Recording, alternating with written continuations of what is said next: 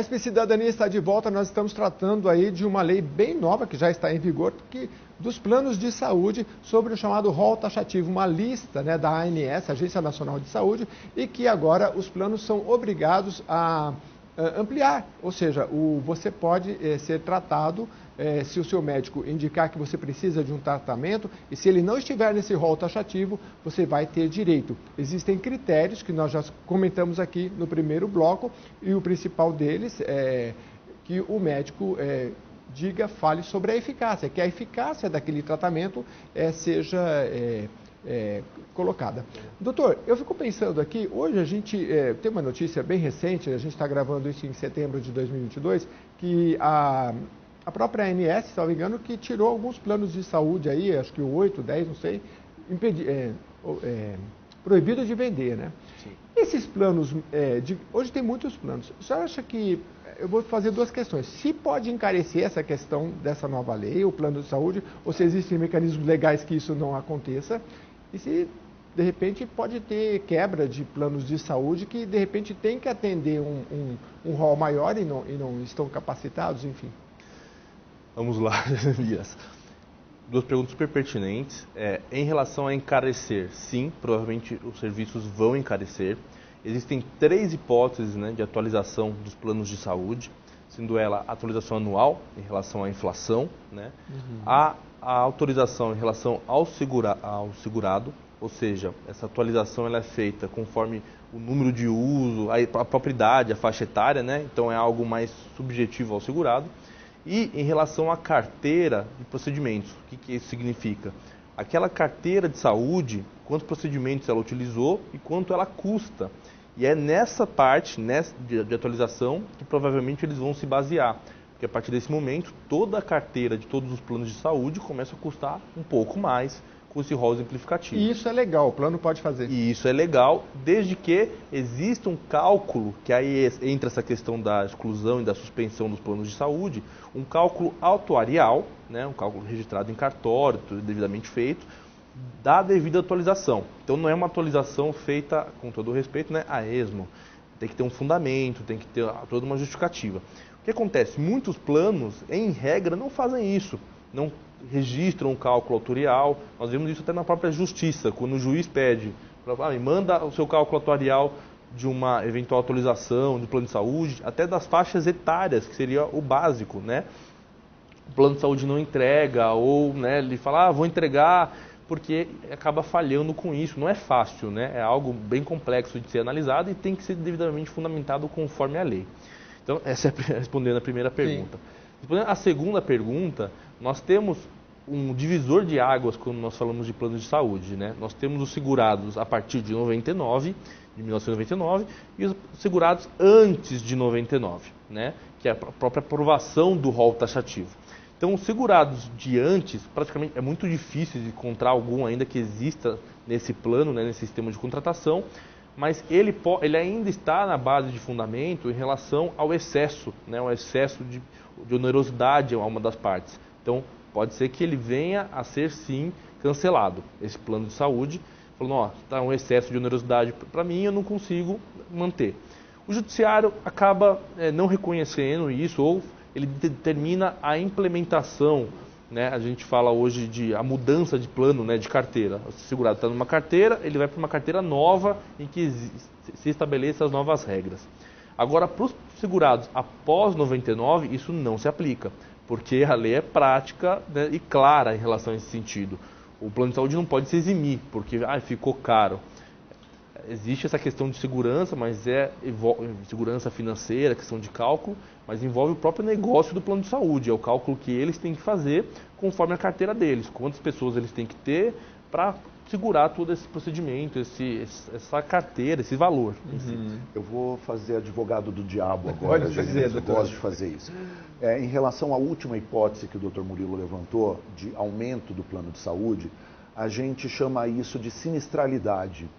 Né? Então, conforme a sinistralidade daquela carteira, enfim, daquele grupo, né, o plano de saúde tem o direito contratual de aumentar o valor dele.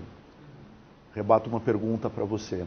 Com este rol taxativo virando exemplificativo, quanto de sinistralidade esses convênios vão absorver. Deve aumentar muito.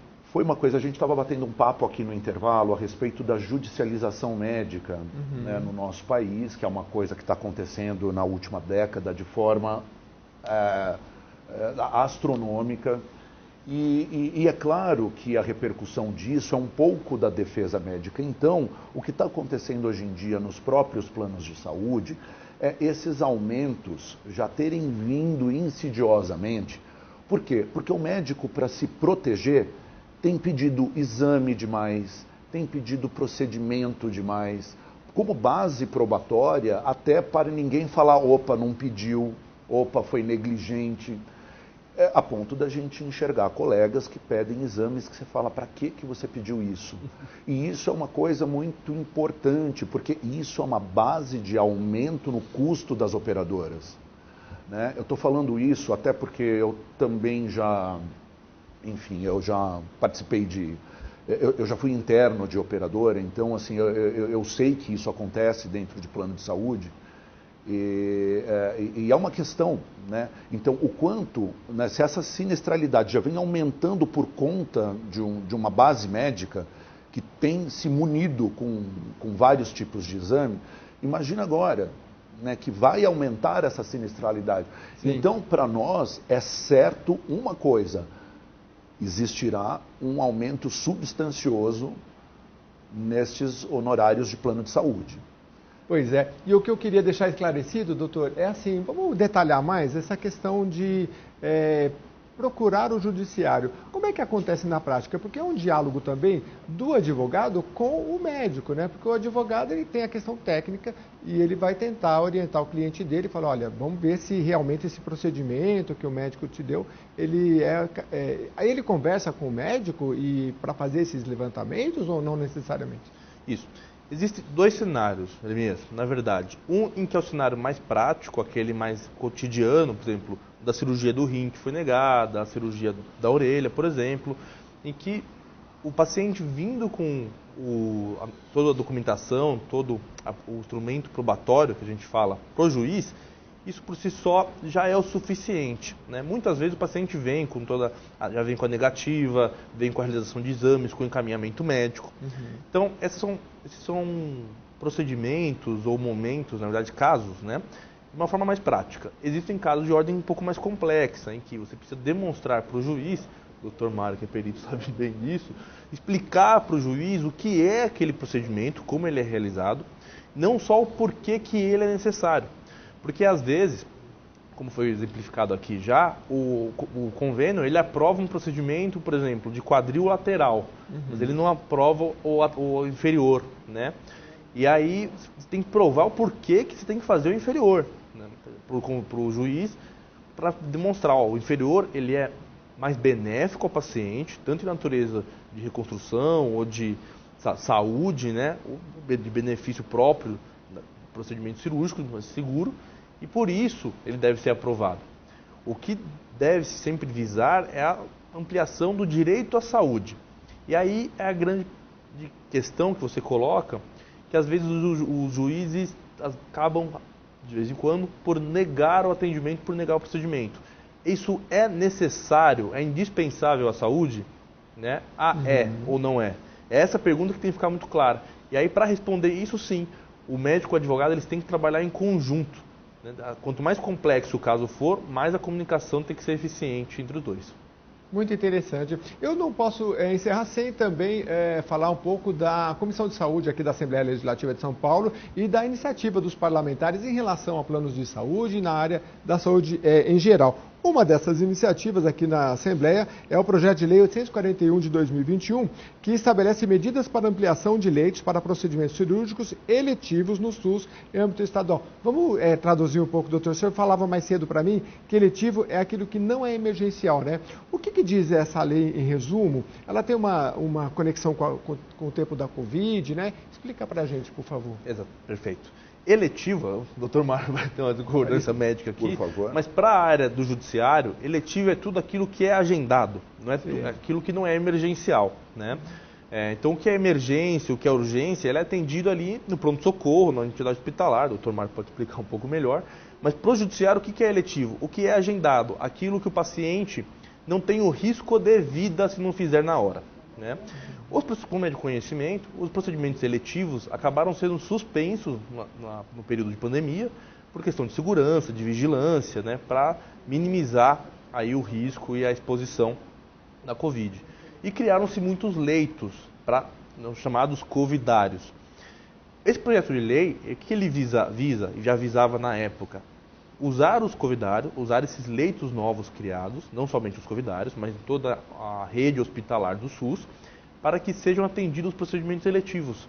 Por conta dessa suspensão, a fila do procedimento do SUS, que já era de fato um pouco longa, ela acabou se estendendo um pouco mais. Então esse projeto visa usar esses leitos, com alguns requisitos devidamente aprovado pelo responsável hospitalar, pelo responsável médico do órgão, da entidade de classe, da entidade hospitalar, para dar evasão. Então esses procedimentos, esses leitos que a princípio são para tratamento, são para procedimentos intensivos, né, eles passam a ser procedimentos eletivos. E aí cirurgias, procedimentos num aspecto amplo.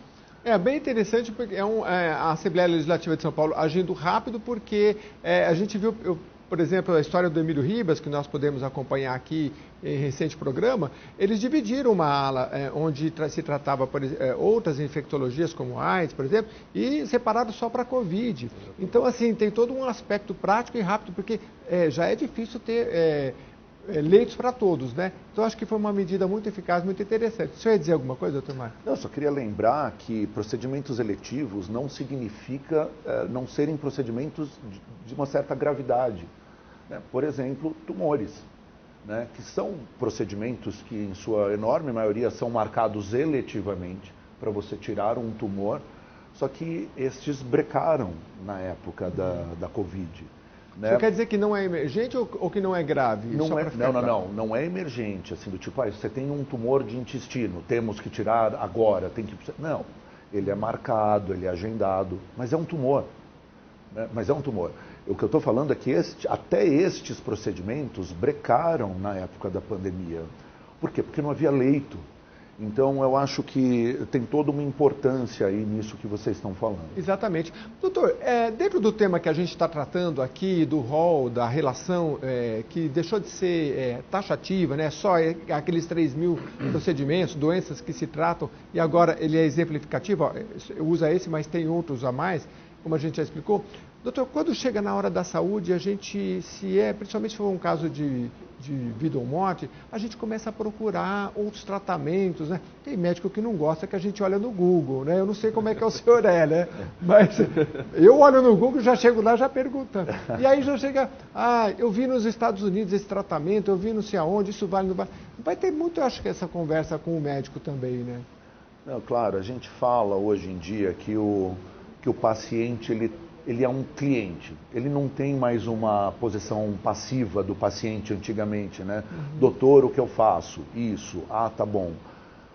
E isso é uma coisa boa, isso é uma coisa de modernidade, né? Uma coisa que vai acontecendo com a sociedade, né? Aconteceu com a globalização dos entendimentos, da informação, né? Você não chega no meu consultório completamente alienado do que está acontecendo, não. Né? Apesar do Dr. Google falar muita besteira, né? Mas você já chega com uma base para uma discussão. Então, você não é um ser tão passivo. Né? Eu acho que hoje em dia o bate-papo com o médico tem que ser um bate-papo claro, porque existem as possibilidades e o paciente / cliente está apto a todos esses entendimentos. Eu acho muito bem. Bom, a gente está tratando aqui no Aliás Cidadania sobre essa questão dos planos de saúde, uma lei recente que já está em vigor, sobre os procedimentos, os tratamentos médicos que foram ampliados aí neste rol da ANS.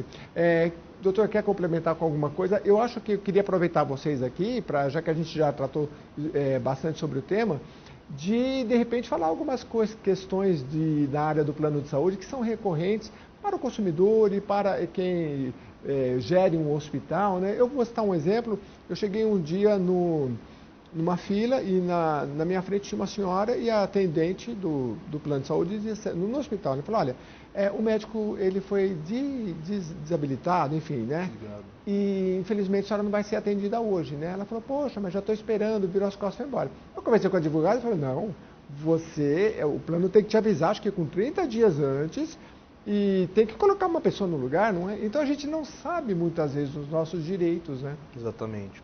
Na verdade, se tratando de uma rede hospitalar, e se não foi comunicado previamente com o prazo de antecedência, eles têm que arranjar outro médico, né, substituir, aqui, porque já está marcado. Para a lei, para o direito, isso é importante ser colocado. Não existe diferença entre um atendimento clínico e um atendimento cirúrgico. São questões relacionadas à saúde. Uhum. Então, quando eu vou numa consulta médica, quando eu faço uma cirurgia, eu estou cuidando da minha saúde. E para a lei, isso é a mesma coisa. Por isso que até nós temos embate que é eletivo, porque para a questão médica, existe uma diferença enorme entre o que é eletivo, o que é emergencial, né, o que é urgente, e para o direito, para a lei, de forma fria, né, entre aspas, não. É questão relacionada à saúde. Então, muitas vezes, quais são os maiores problemas com os planos de saúde? Atualizações indevidas, conforme nós já falamos aqui, remarcações, às vezes colocar impedimentos à realização de exames. Nós observamos muitas vezes na prática que quanto mais caro é aquele específico procedimento, por exemplo, a realização de um PET scan, né, mais o convênio ele tenta adiar, mas ele coloca uma burocracia extensiva em relação a isso. E não querendo de novo frisar a questão procura advogado, mas muitas vezes a própria ANS, fazendo reclamações nos canais da ANS, às vezes até o próprio SAC, que é regulamentado e fiscalizado, consegue resolver o problema.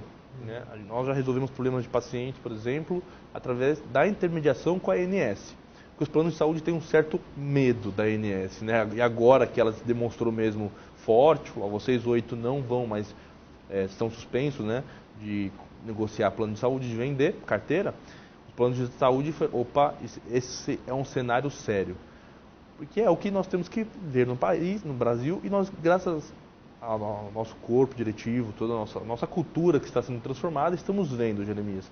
As empresas não estão vendo mais de uma forma unicamente monetária, no sentido de retirar, mas sim no sentido de risco, né, de analisar, opa, se eu não conceder essa medicação, se eu não conceder esse plano, esse tratamento, a ANS pode vir e acabar me suspendendo, me cancelando, ou a multa que eu posso pagar pode ser muito maior do que esse custo. Tomara que a gente avance e não tenha que recorrer sempre a um órgão tão superior, né? Que na prática a gente consiga, só para citar um exemplo, tem gente, eu já vi na internet, o pessoal fala, você quer cancelar seu plano de telefone? Vai direto na Anatel, porque já reclama lá, porque você não vai conseguir. Então, assim, a gente tem que perder, tomara que no futuro a gente consiga, nos níveis mais inferiores, a gente conseguir tratar desses temas. Doutor, rapidamente, fala para a gente em relação a provas também, porque o que eu posso reunir de provas, assim, ligações telefônicas com protocolo, isso é importante? Legal. Relação à prova é uma questão muito importante, até obrigado por lembrar, Jeremias, porque o que o paciente tem que trazer de provas? A relação com o plano de saúde, tá, a carteirinha, o contrato. Ah, mas doutor, muitas vezes eu não tenho o contrato. Não tem problema. Na prática, nós estamos diante de uma relação de consumo. Então, no direito, nós aplicamos a inversão do ônus da prova no judiciário. O que é isso? Não é só o paciente que tem que trazer as provas, né? Como ele é partícipe suficiente, e muitas vezes ele não tem o contrato, ele não tem todas as instruções, o plano de saúde tem que trazer a outra parte da documentação. Mas o paciente, o segurado, ele tem que trazer o mínimo necessário. Então, a carteirinha que comprove que ele tem um vínculo com o plano de saúde, a orientação médica, a instrução médica em relação àquele procedimento, àquele tratamento, o histórico dele, o prontuário, né? Obviamente tem que entrar em contato com o médico, às vezes uma própria validação para o caso específico e seguir com isso ao judiciário. Questões de ordem contratual, de cálculo, eu não consigo, como é que eu vou comprovar que a atualização no meu plano foi feita errada, ou como é que eu vou comprovar que no meu contrato não está previsto isso? Para isso se aplica a inversão do ônus da prova, ou seja, o plano de saúde para o judiciário, ele tem que provar né? Não o paciente. Porque ele é uma participa suficiente no direito, então isso é resguardado para ele. Doutor, você esqueceu só de um detalhe. Ele tem que trazer a negativa do convênio. A negativa, isso é peça fundamental. E isso não pode ser, eu falei com a atendente. Ou né, o consumidor grava esta ligação, ou ele tem que tentar formalizar isso de alguma forma. Ou seja, tem que estar escrito. Olha, não vamos te atender. Não está coberto. Coisa que os planos de saúde tentam evitar ao máximo. Hoje nós temos alguns canais de atendimento digital que se torna mais fácil. Então, às vezes nem a necessária negativa, né, como o data máxima vê, né, o doutor, mas em relação, às vezes solicitei um procedimento, solicitei um exame, fazem 30 dias, 15, 45 dias que estão lá e não aprovaram ainda. Às vezes isso, por si só, já serve de prova. Se for uma emergência ou alguma grave, claro, que vai caracterizar, né? E a própria ouvidoria também, às vezes, é um caminho, né, doutor? Porque, às vezes, você fica lá ligando, vai na ouvidoria do plano, e com um protocolo, em geral, e a ouvidoria começa a te responder, você começa a conversar melhor. Exatamente. A ouvidoria, nós dizemos na parte jurídica, que ele é o último órgão de cálculo, né, da empresa. Então, quando eu reclamo na ouvidoria, o que ela vai fazer? Ela vai analisar aquela reclamação, ela vai falar o que é mais benéfico e o que é mais custoso, né, para o plano. Eu conceder esse exame, né, eu conceder esse procedimento, ou arriscar ir para o judiciário. Porque também existe toda uma despesa, né, um cálculo. E aí é feito um cálculo integral deles, e muitas vezes eles resolvem, porque eles falam, não vou judicializar uma questão que eu sei que vai ser resolvida de forma favorável para o paciente, e muitas vezes o plano vai ter que arcar de forma até maior. Então existem protocolos próprios, que nem o Dr. Mário colocou, que inviabilizam essa negativa, né? Eles tentam, de conhecimento amplo isso, né? Que eles tentam negar ou simplesmente não formalizar isso, mas a ouvidoria, em outro aspecto, ele tenta resolver isso de uma forma mais benéfica, eu diria, para ambas as partes, de uma forma para ser justo. Né? Porque se for judicializado, eles sabem que se for judicializado, aquele procedimento vai ser concedido. Você fala, vai ficar mais caro eu ir para a justiça, pagar advogado, ter que recorrer, fazer tudo. Então, vamos pela parte mais fácil, que é a solução do caso. Para que o que mais importa é a saúde, né? No final das contas, é a nossa saúde que é o mais importante. É por isso que a gente realizou esse programa. Eu vou passar rapidamente a palavra do Dr. Mário para finalizar. Mas olha, só para fechar, então, com a nova lei sancionada em setembro de 2022, as operadoras de plano podem estão obrigadas a autorizar tratamentos ou procedimentos que estejam fora do rol da Agência Nacional de Saúde. Doutor, para finalizar, o que a gente pode dizer principalmente desse relacionamento paciente, médico e plano de saúde, numa situação crítica, a gente poder falar, poxa, tem esse tratamento, procuro, converso, né? Para ter um bom resultado. Claro, acho que a base é o relacionamento médico-paciente. Né? Acho que o paciente procura o seu médico ou um bom médico para fazer um bom diagnóstico, porque o bom diagnóstico feito vai levar a uma boa terapêutica a ser aplicada, e essa terapêutica vai ser questionada daí no plano de saúde. Né? Com essa abertura, né? Com essa passagem de um rol taxativo para um rol exemplificativo, nós médicos temos na mão o poder, eu posso falar, de conseguir, né? Com base na ciência, com base no que está comprovado, com base no que está liberado, né? Em órgãos como a Anvisa, proporcionar a esse paciente um pedido frente à operadora. Muito bem. Conversei com o Dr. Mário Ward. Ward é alemão? Libanês. Libanês. Mário Ward, ele é médico cirurgião plástico. Fiz perguntas que vão além da alçada do senhor, mas o senhor vem muito preparado. Obrigado por nos atender. Viu? Imagina, muito obrigado, eu que agradeço. E com a gente também, Dr. Murilo Aranha, advogado, que agora eu acho que vai ter muito trabalho, porque é muita mudança legal e, como foi colocado aqui pela área médica, vai ter muitas interpretações, né, doutor? Então vai ter um campo de trabalho aí grande para se executar, né? Muito obrigado pela sua presença. Eu que agradeço, Jeremias. E para você que ficou com a gente até aqui, obrigado. Mande suas sugestões, reveja este programa no YouTube da Alesp e nas nossas redes sociais. Mande suas sugestões. Muito obrigado pela sua companhia. Até a próxima edição.